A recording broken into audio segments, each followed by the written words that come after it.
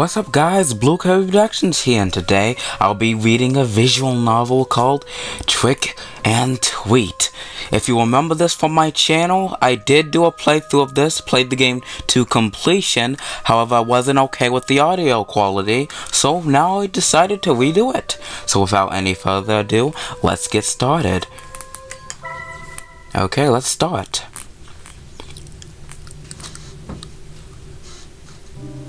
The sound of our steps, combined with that of the occasional nocturnal animal, is the only thing we can hear. It's terribly dark in this place. The dense vegetation makes it impossible to see the sky or light from the moon. Our flashlights are the only things that light up our way. At times like this, one begs to not run out of battery.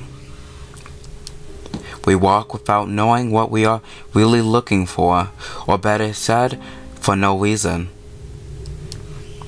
We are just a group of boys bored with our lives, trying to create a lasting memory on this night, instead of just staying home doing nothing.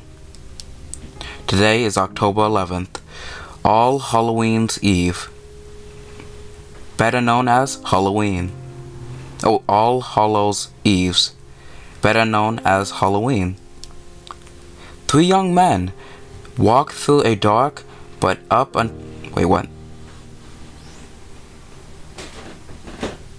Three young men walk through a dark but up until now nothing special forest. Me being one of them. Okay, for a second there I'm just like, what?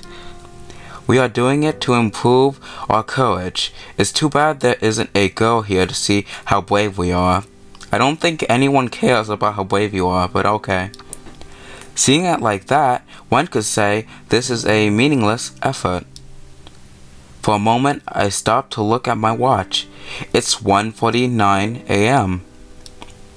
That means we must have been walking aimlessly for more than 2 hours now.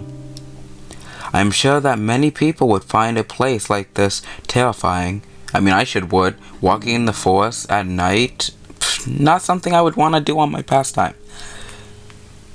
But once you get used to it, the fear disappears, making it feel like normal. Yeah, no, I don't think I would get used to walking in a dark forest alone. But then he's not alone, he's with friends. But still, nah, not something I would want to do on my free time. What makes us afraid of the dark is that we cannot know what hides in it, what lurks in the shadows. I mean, it could be a murderer, it could be bloodthirsty vampires, you never know. But this is clearly an empty darkness. At that moment, I sigh, feeling how tired my legs are. What is the point of being here? Clearly we had already demonstrated what we wanted. It would be best to return, I should tell them. And the fog comes in. I was about to speak when suddenly the atmosphere in the forest becomes strange. Suddenly a cold chill runs through my body. It was like any other chill, except it was not going away.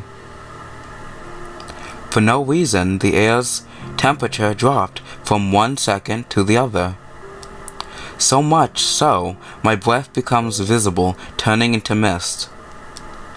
It doesn't end there. The air is now filled with a rotten smell, just a little short from being unbearable. Images of worms and flies soon appear in my mind, giving me a really unpleasant feeling. We all stop at that moment. What's happening? Oh, okay, the friend's name is Alex. I asked, confused, while turning to look at my friends. By the expression on their face, it was easy to know that they were just as lost as I was. It was then that we heard footsteps nearby that did not come from any of us. We all got dead quiet after that. I don't know if it was out of fear or to check if it was not a mistake, but we stayed motionless like statues without making a noise. Just looking at each other's faces, wondering the same thing. What was happening? as if I could, know. We heard the steps again. They clearly belonged to a human, or at least to a large animal. But there is something strange about them. It sounds as if the person walked, dragging one foot. Just thinking about it made me shiver. Damn, why is this happening? It makes no sense. We should have returned home before, but now it's too late to regret it. I have the feeling that we are being stalked by someone. The strange footsteps stop, but I'm still feeling the presence nearby. I don't know where it is, but I know that it's looking at me. That cursed thing is looking at me. My heart is beating anxiously. It's almost as if my body was telling me to get out of there. But strangely, my friends seemed unable to perceive it. It seems that it's gone. It must have been just an animal, said one of them, convinced that we were safe. I would like to believe that too. See, this is why you don't go into the forest at night. You don't know what it could have been. An animal, could be a monster, could be a murderer. You don't even know. We had a sigh of relief. However, bad luck would soon strike us again.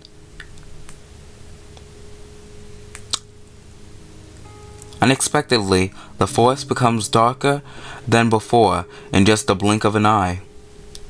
But that wasn't the fault of the forest, but of our flashlights, which went out. And you always gotta make sure you bring back extra batteries if you're gonna go out into the forest with only a flashlight and no form of weapon or anything. Of the three, only one, mine, was still working. What's going on? Did the batteries die? Asked one of them, scared, while they both beat them desperately as if that was going to revive them. Yeah, no, that's probably just gonna mess up your flashlight even more. I can't blame them. The idea of walking in the darkness was not pleasant for anyone. But after a few moments, we had no choice but to resign ourselves to that. Once more the sound of our footsteps is heard. But the silence is different now. We are not quiet because we have nothing to say, but because we are afraid. We continue walking despite the fear that invades us. Visibility is almost zero, but we have no choice. In theory, we were walking back looking for the exit, but I cannot remember any of this forest. We could be walking in circles, and I would never notice it until it is too late. I hate the thought of it. I just want to get out of heat. Suddenly, my thoughts are silenced. We hear the footsteps of someone or something. Once more, the three of us become statues, awaiting the presence to go. See, I wouldn't do that. If I hear footsteps of a random nature and I don't know what it is, like waiting for it to catch up to us does not sound like something I want to do. What if it's an animal trying to eat you, like a bear or something? What if it's a murderer trying to stab you in the woods? Like, but seriously, the first question is, why would you go into a random forest by yourselves and not tell people where you're going in the first place? That's how you go missing. It's just not wise. I hold my breath while feeling my heart beating anxiously. Damn, get away from here and leave us alone. Unexpectedly, the footsteps are heard closer. This time, they do not disappear, but rather come at us. I can't stand it. Desperately, I move my flashlight everywhere, looking for the author of those footsteps. Hoping for the light to reveal the identity and erase our fears. Nothing. Is that all there is around here? Just empty air? My anxiety grows with each failed attempt. I refuse to believe that it was a ghost. Suddenly, when I move the flashlight again, I see a silhouette. I could not distinguish what it was, but for a moment, the light revealed something. Quickly, I point to the same place, only to discover it was gone. I hold my breath anxiously. It was not an illusion. I am sure that I saw something. It was then that I hear something nearby. Without even thinking, I aim the light towards that place. What I found leaves us paralyzed with an expression of disbelief on our faces. Hey, we found a little cutie cat. Hey, how it is? It is a white cat with eyes of an intense red, which stands before us. Her look is not the friendliest, to say something. Somehow I get the feeling it's a female cat. We're just guessing here. We're not cat experts, but we can just guess. We're making an assumption that this is a female cat. Suddenly, she lets out a thunderous meow that leaves us terrified. It sounded more like a lion roaring than a simple cat. The echo of her meow is heard throughout the forest, making sound more sinister than it should be. It was then that suddenly an inexplicable force hits us three. Okay, we got demons cats, guys. See? This is why you don't go into the forest by yourselves.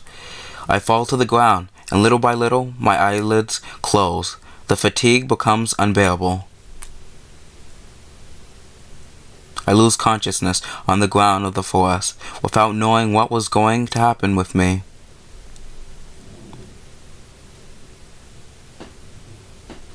What? Interlude before night falls. Okay.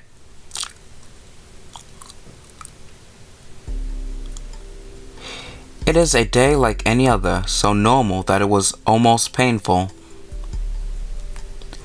The only special thing that could be said about it is that it's October 31st. Far were the memories when I was a kid and went out with my friends to ask for sweets from house to house. Ah, Halloween. Honestly, I love Halloween. Just going out dressed as whatever, getting candy. Literally one year when I was doing trick-or-treating, I dressed up as literally, kid you not, trash. But I was superhero trash, so my superhero persona was Garbage Man. So literally a ninja looking person with trash bag on him and garbage in that trash. It was a weird Halloween. I had fun. But yeah, it was definitely a weird costume, but just remembering it made me sigh. I feel nostalgic. Some things were better when I was a child, or at least seemed like that. There were some who had good costumes, whether of superheroes or monsters. My friends and I, on the other hand, had to use our imagination. Yep, that's most of my what's it called, Halloween, using our imagination. Before we used to get costumes, but then we just started making costumes because it cost less. Creativity was our costume, you could say, no matter how funny it could sound. I remember that my mother once painted red my face and told me, "You will be the devil." But it seems only she saw it that way. When we went from home to home, everyone said I was the Tomato Man. I mean, accurate. But those things didn't matter to me since we already had a good time. Oh, we always had a good time. If I asked for candy now, even if I had the best costume, I'm sure no one would give me anything. Except perhaps a scolding for acting like a child when I am 17 years old. Well, the good thing about me, I kind of look like a high schooler. So if I wanted to do trick-or-treating, I still could. And could definitely just get away with looking like a child. Even though I'm 20 now. Just turned 20. My birthday was this Wednesday, which was the 22nd. But anyway, I can't stay in the past. I must live in the present, no matter how little exciting that may be.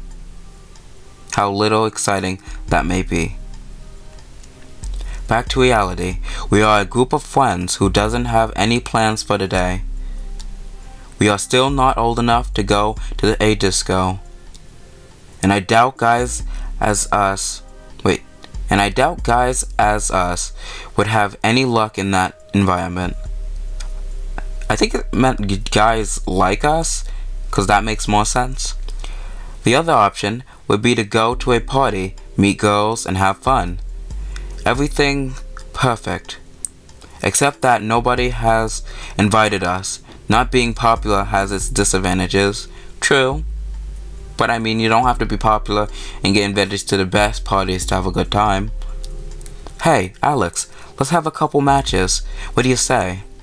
My friend Steven called my attention while playing with the game console. Weshhead, I believe that's what the game is called. A fast and quite complicated fighting game for me. I would normally agree to play with him, but for some reason I don't feel in the mood today. I have no desire to play now. I replied with discouragement. I almost feel bad for doing it. Boring. There is no rival for me. The AI is never really a rival for you unless you like fight 3 of them on one team versus you. Then that's a challenge.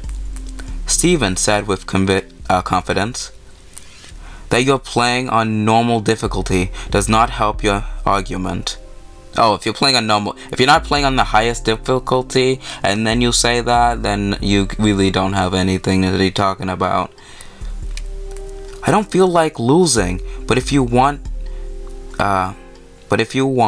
you can challenge to Alfred. Wait, what? I don't feel like losing, but if you want, you can challenge to Alfred. I don't think that sentence makes sense translated. I don't know if this person either, didn't look at this beforehand, or if, English isn't the first language, because some of these sentences are kind of, worded not correctly. I said, leading the attention to my other friend. I don't know how to play that, answered Alfred, doubting for a second. He is sitting behind the PC, but it seems that he isn't doing anything interesting. The screen only shows a lot of text. I think he is in Wikipedia. Hey, don't you have something more fun to do? I asked with discouragement, without even thinking about what he was reading. Alfred looks at me surprised.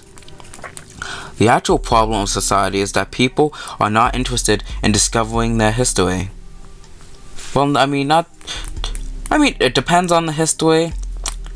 And also, not all history is, sunshine, lollipops and rainbows. And also some history is kind of boring, not gonna lie. So, yeah. He is one of those,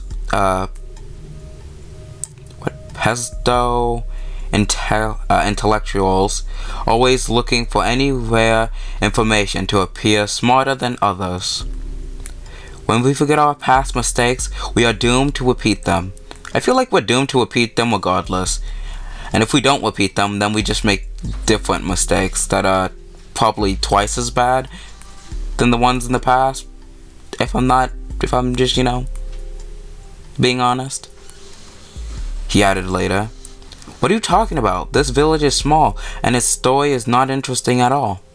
Nothing outside of the normal has ever happened in it. Alfred laughs mockingly after hearing that. Your ignorance is worthy of praise.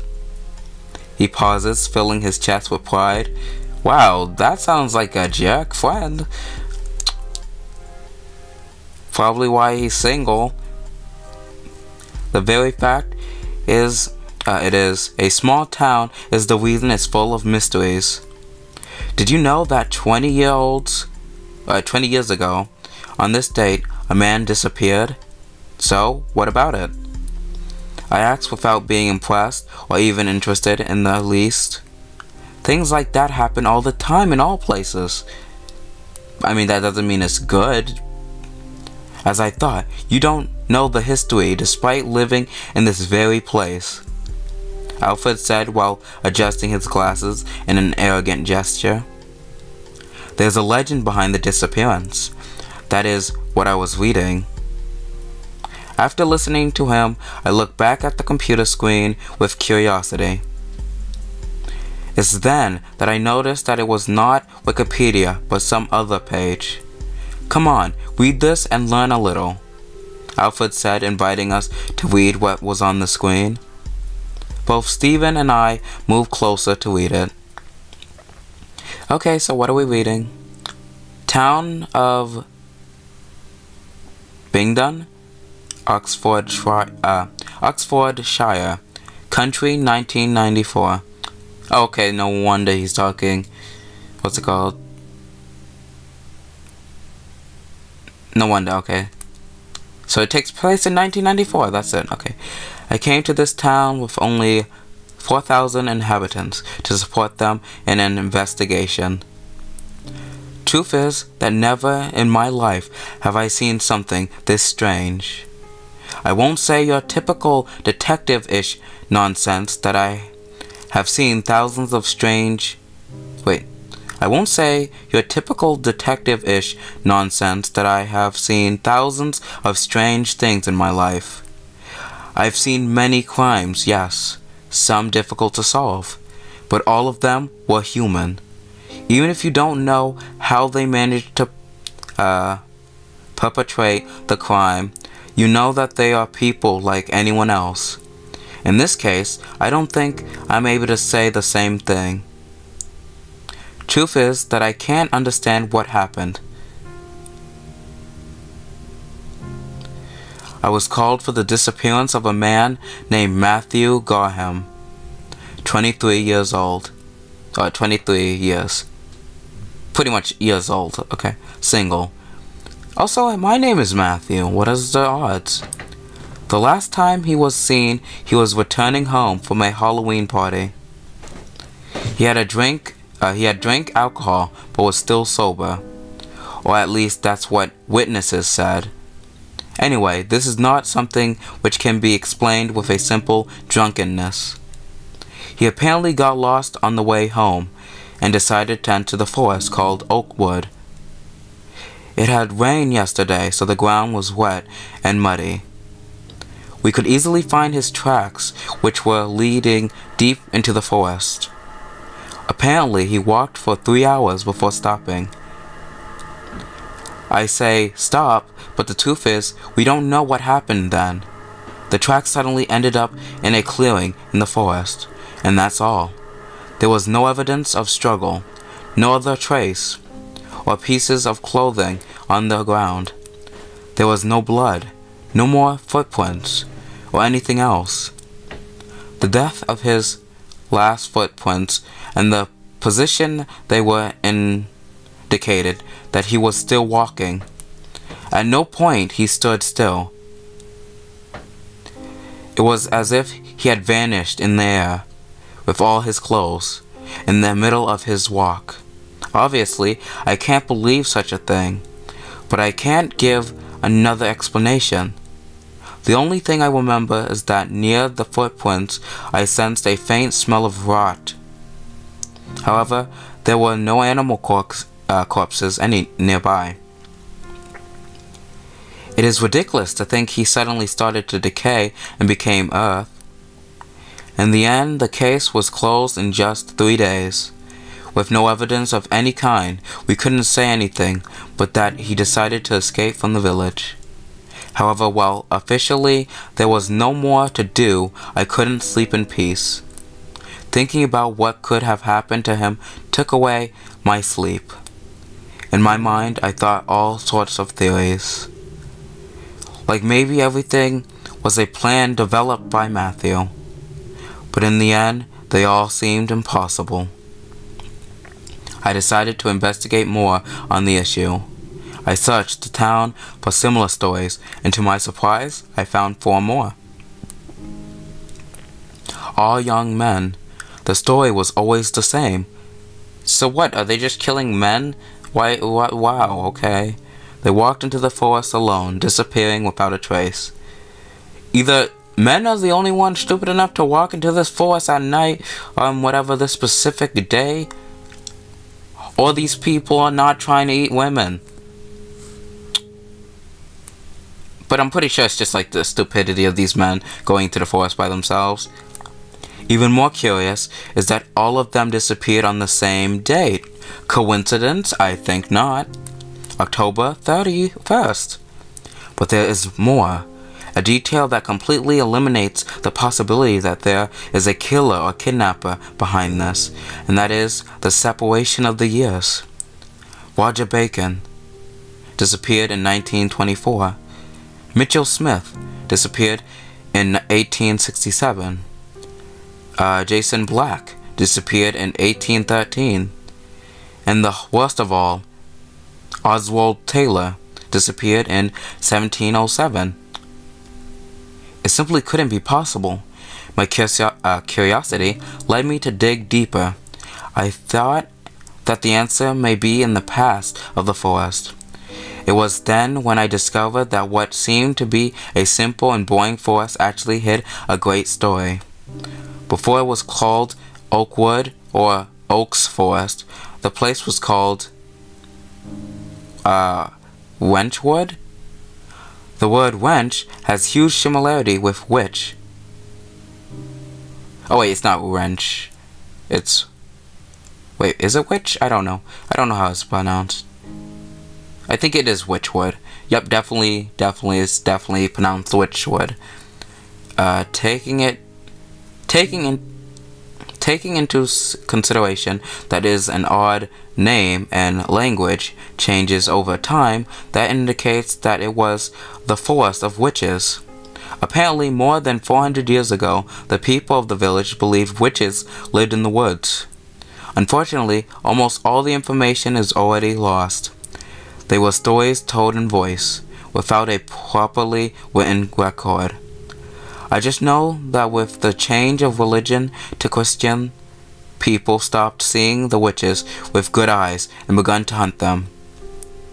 Apparently, the last one before her death cast a curse on the forest, which even today should continue to exist.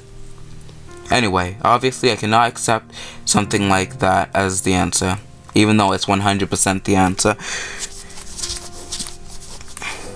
In the end, I have no other choice than accepting that each one of them escaped from the village, using the legend of the forest to make it look like it was something supernatural. No, it's definitely they all died horribly. But you know, they don't want to believe that.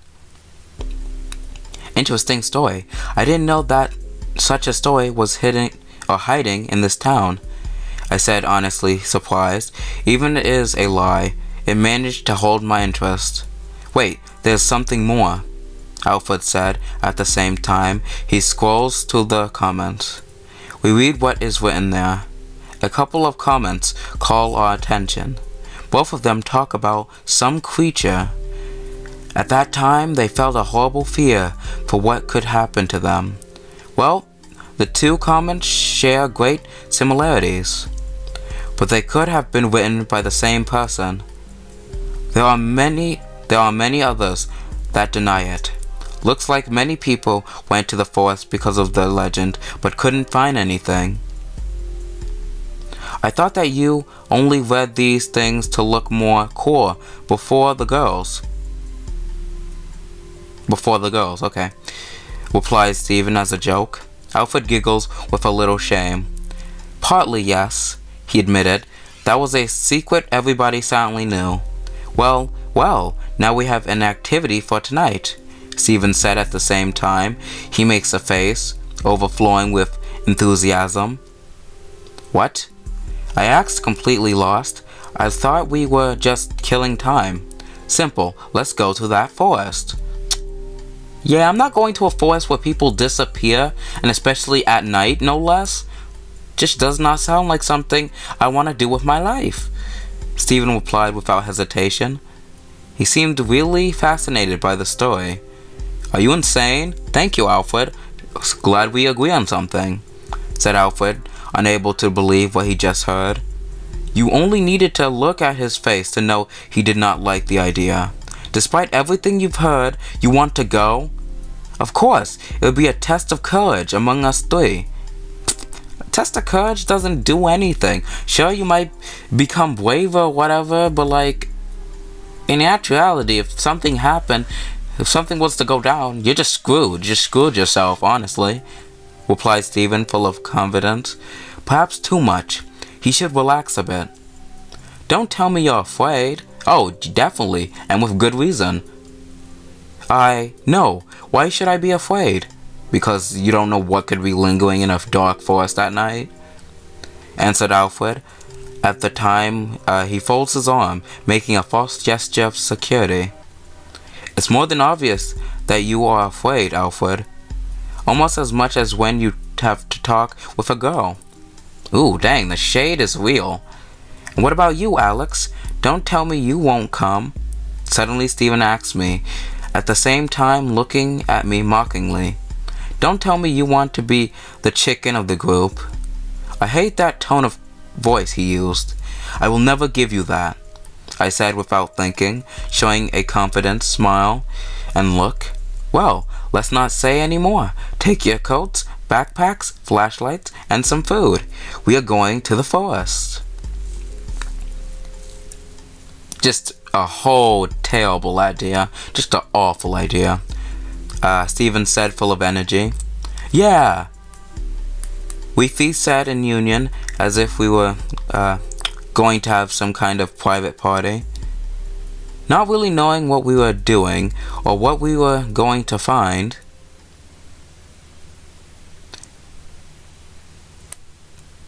Two 11 a.m. Or 2:13 a.m.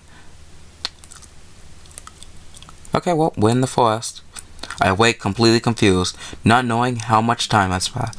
Well, guys, I think this is a perfect place to end off. We finally figured out how we got here. The who, how, when, and why. So if anything, guys, thank you for watching this video. I hope you liked it. I'm going to do this whole playthrough. Definitely going to do the whole playthrough. So yeah, I'm gonna do it all in one go. So you'll see the next video later. So until then, I'm Blue Code Productions signing off. I'll see you in the next video. Goodbye and stay frosty, my friends.